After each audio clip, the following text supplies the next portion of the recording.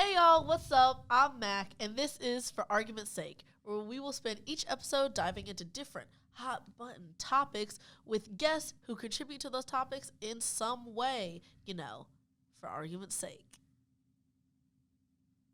You like how I did that with the title, bring it? Yeah, y'all like that. So for this week, our first episode, we will be discussing the advantages and disadvantages of dating as a man at a HBCU with our guest, Trey. Yo. Introduce yourself to my audience. Yo, what's up? My name is Trey Duffin from Baton Rouge, Louisiana, and I'm excited to be here, Max. So we're excited to have you here. All right. Thank you. So for those of you who don't know or don't attend Xavier, there's a pretty wide gap between the percentage of female identifying to male identifying students. I'd say the ratio is somewhere between 75 to 25, but this is not a ratio that's unique to Xavier. Statistically speaking, majority of HBCUs have a 1:4 to 1:3 ratio between their male identifying and female identifying students, making today's conversation one that is nationally significant. This all leads to our first segment. All right, let's get started. Are you ready? Do I have a choice? No. All right, let's get started. So, before we can discuss dating, the audience needs to trust that you are a reliable source and that you do, in fact, know women. Okay. Would you say that you know women? Of course. Why wouldn't I? How many women would you say that you know? I know a lot. That's not a number. I can't give you an exact number, Mac. How many do you know? I would say at least 3. 3 women. I would say I know between 3 and more women. Well, I'll say I know at least 5 or more. Okay. That's all I needed. I just wanted a number to know how many women you feel like you know. Okay. So I'm going to ask you a few questions, and I just want you to answer them to the best of your ability. They're going to be the correct answer. Okay. Well, we'll see about that, won't we? Okay. All right. So first question, when is Women's History Month? This month, March. How many days are there in Women's History Month? 31. Correct. Good job. Name 5 female rappers. Queen Latifah, Nicki Minaj, Lil' Kim, Young Miami, and Foxy Brown. Okay. 2 for 2. 2 for 2. Yeah, okay. Eating them up. Okay. All right. Who is Every Woman? I don't know who she is, but I know it's a song by Whitney Houston. Oh, Shaka Khan also sings that song too. Okay. All right. Maybe I may have underestimated you a little bit. I will say that when we were practicing this bit with one of our editors, we did not think that it was gonna. Personally, I'm just gonna say she didn't think. I'm gonna throw her under the bus completely. Yeah, she didn't think that you were gonna do this well at all. Yeah, she was just. I see her over there mouthing, but no, everybody in the studio underestimated. You see all these people, the live studio audience is sitting out here right now. Right. Everybody in this room underestimated you. But you went ahead and you persevered and you proved them wrong. Wait, Matt. Are you sure it's not you that didn't think I could do this? I didn't think you were going to name Queen Latifah. I will admit that I said that I didn't think you were going to name Queen Latifah. Who wouldn't? My favorite Queen Latifah song is definitely UNITY. She ate with that. And also, she was on the I Want to Be Down Brandy remix. She ate with that, too. I mean, I think that's all she does is eats. There's plate devoured. She never leaves Queen for a reason. Ate that up. He's eating. I can't lie, y'all. I can't lie, I thought I was going to get him with one of these, but... That was all the questions? No, there's more. Oh, thankfully. Okay. Thankfully, there's more. I'm not going out like that. I was going to say, yeah, I won. Oh, which amendment gave women the right to vote? Got him. Yeah. The 13th Amendment. That, in fact, was black people. That was... the 13th Wait, I changed my answer. That was slavery. I changed my answer. Okay. The 19th Amendment. You are correct. You're correct. Mm-hmm. I knew it was one of them 3s, Can you name one leader in the women's suffrage movement? Harriet Tubman. Yes. No. Oh. She did do a lot for women. Rosa Not Parks. specific. Again, you're not naming women who actually advocated specifically. Like their whole thing was not specifically advocating for women's right to vote. But you are naming some historically significant women. Yeah. These are not the right answers. Oh, I feel like they should be though, because they're Historically speaking, significant women. They're not the right answer. Oh. Do the producers know the answer? Yeah. What's the answer? I was gonna say Sojourner Truth. That was my next. Should have said it, huh? Shoulda, coulda, woulda. Last question: do women deserve rights? Yes. See, and this was a question that we practiced too before the tape started rolling. We did. We practiced this question because there was a little bit of hesitation. There was no So hesitation. I'd like to, even though that was during a practice, I'm gonna bring that back to the taping so that the audience can know. When asked, do women deserve rights? I said the Trey right did answer. hesitate. I did not hesitate. I surely did not.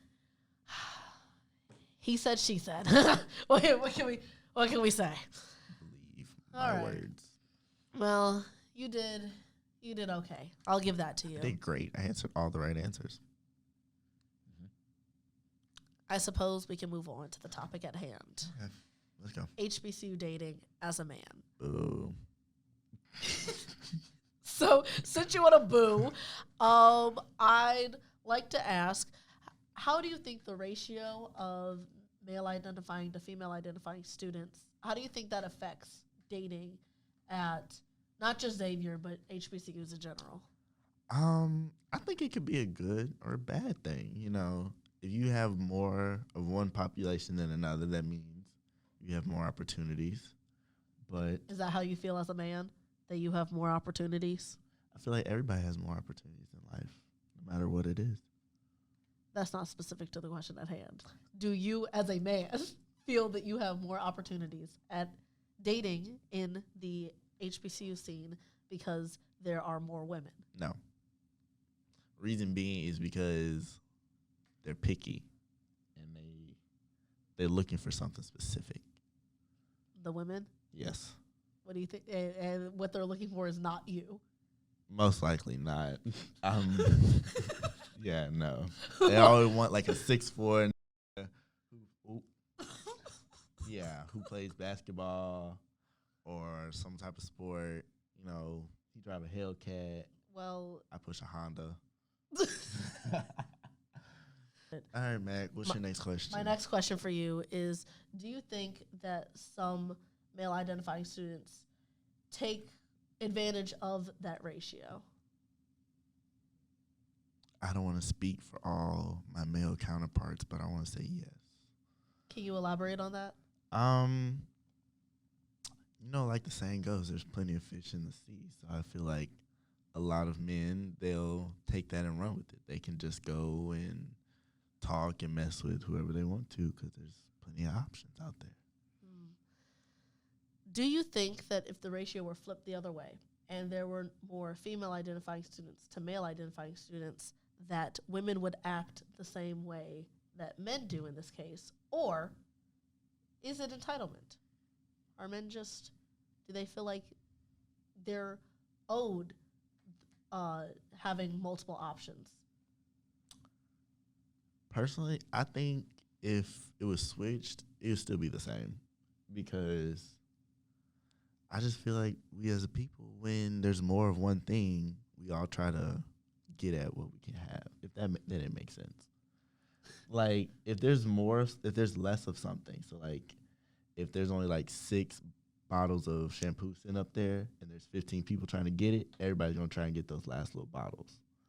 So I feel like if roles were switched, it would still be the same. Okay. I guess my next question for you is that, is there anything that you think that women should know about navigating the world of dating at HBCUs from the perspective of a man? Ask that question again. Do you think that there's anything that women should know as far as navigating that world of dating at HBCUs coming from a male perspective? Is there anything that you can tell the women out there? Women, if you are watching, you should be watching. You should be watching. Women, if you are watching, Trey has some words of advice that he'd like to share. Don't jump at the first thing that approaches you, because there'll be a lot of times these dudes walk up to you at parties and stuff like that, and you'll think that's the only one that's interested in you, but that's not the case.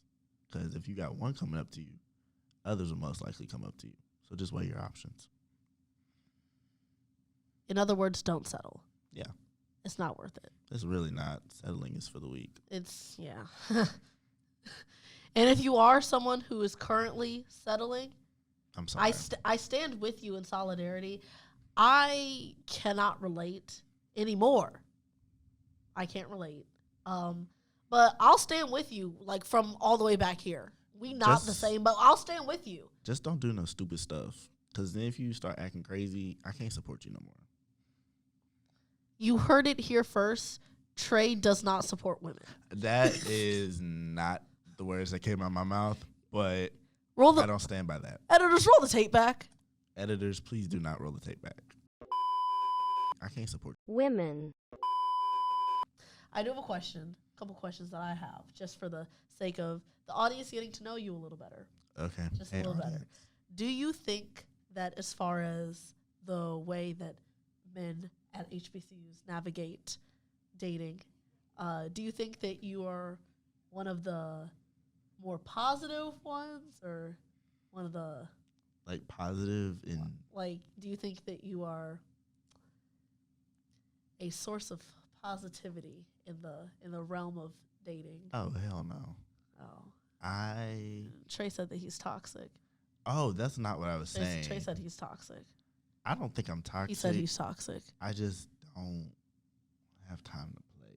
Like, also, I don't like clingy either, and a lot of people are clingy. I don't do clingy. So you heard it here first. Trey is toxic. So, ladies, if you're watching this episode and you're like, man, he's charismatic. You know, he got that light brown hair. I'm trying to, you know, I want a slice. You heard it here first from his own lips. He is toxic. No, you didn't. Trey, what's the latest you've personally sent you up text?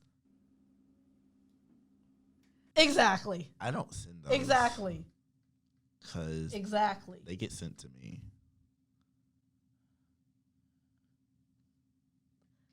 All right. So I think that concludes everything that we had here for today, guys. Yeah, that's it. That's all we have planned for today. So Trey, thank you so much for being here. Of course. Can you sing us a little outro? Unfortunately, I do not sing. You have to pay extra for that. All right. Well, you're not getting paid at all. So go ahead and sing for us. What are the words? You make them up. Go ahead. Sing us a little outro. Thank you for coming to the Mac Show. Jazz hands. Couldn't even put the name of the podcast in there. All right, editors, can you cut that out? Can we cut that? No. Can we cut that? I think I should also sing the intro as well. It's too late. We'll edit that in post. I'll see y'all next time.